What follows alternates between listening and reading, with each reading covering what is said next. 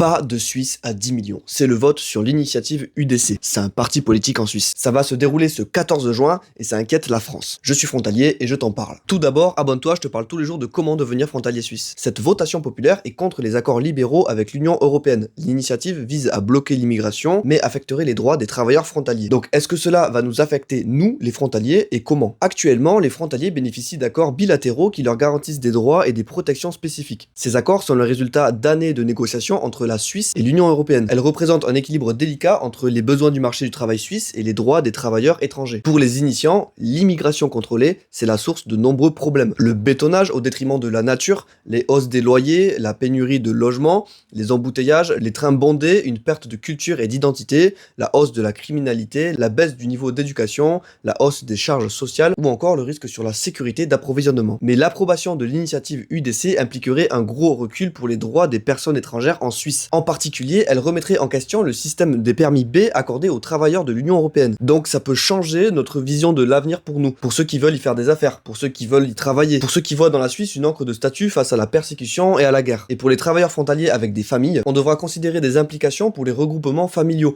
rendant plus difficile pour les travailleurs étrangers d'emmener leur famille en Suisse. Ça par exemple les gars, restez bien jusqu'à la fin parce qu'il y a certaines choses que les journaux pro-immigration ne disent pas. Donc voici les deux possibilités, si l'initiative n'est pas approuvée ou si elle est validée. Premièrement, si l'initiative est rejetée, les travailleurs frontaliers pourront continuer à bénéficier des avantages et des accords bilatéraux. Ça maintiendra la stabilité et la sécurité de notre statut professionnel. Deuxièmement, si l'initiative UDC est approuvée, ça pourrait conduire à la révocation de ces accords avec des conséquences immédiates pour les travailleurs frontaliers. Par exemple, les permis B, qui permettent aux travailleurs de l'Union européenne de vivre et de travailler en Suisse, ils pourraient être révoqués et rendus plus difficiles à obtenir. On pourrait devoir faire face à des contrôles plus stricts et à des restrictions possibles de la libre circulation. Cet équilibre pourrait être compromis avec des conséquences négatives pour les frontaliers et pour l'économie suisse dans son ensemble. L'isolement du pays pourrait entraîner une réduction des échanges commerciaux et une plus grande difficulté à recruter des travailleurs qualifiés de l'Union européenne. Mais ce que les journaux pro-immigration ne disent pas, c'est que les initiants indiquent quand même qu'avec l'adoption de l'initiative, environ 40 000 immigrants pourraient encore arriver en Suisse chaque année. Il s'agit de l'immigration qui répond aux besoins de l'économie, des requérants d'asile qui ont droit à ce statut, et des personnes au bénéfice du regroupement familial justement. Donc concrètement, vous n'allez pas forcément être viré en tant que frontalier parce que la nécessité de main-d'œuvre en Suisse, elle est toujours là. Ça ne rendra pas non plus impossible le fait de pouvoir venir travailler en Suisse. De notre côté, en tant que frontalier, on devrait vérifier la validité des permis de séjour et de travail et surveiller les éventuelles modifications législatives qui pourraient influencer notre statut. Mon avis personnel, moi je trouve que plus on est loin de l'Europe, mieux c'est. C'est justement pour ça qu'on aime la Suisse. Entre l'économie